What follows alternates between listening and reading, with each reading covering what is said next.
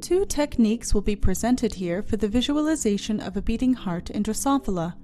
For the dissection of the adult heart, first the head and thorax are removed by a single cut along the indicated line.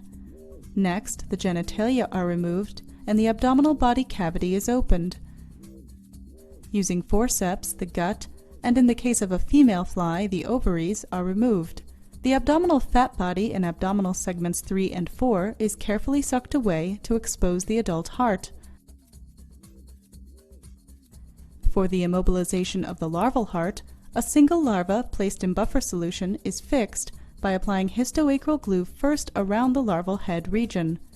The larva is gently stretched, and more glue is applied to the posterior end, and then on the flanks of the larval body wall.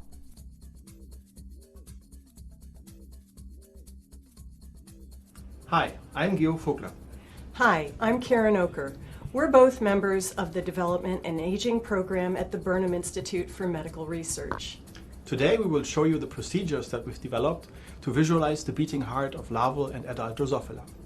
We use both of these preparations as a way to visualize, examine, and quantify heartbeat parameters in the fruit fly Drosophila.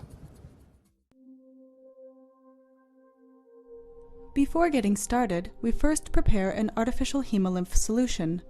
This solution contains sucrose and trehalose, which should be added to the artificial hemolymph from refrigerated stock solutions just prior to use, in order to prevent bacterial contamination.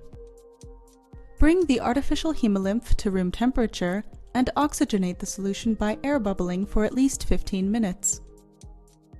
Next, pull several fine capillaries.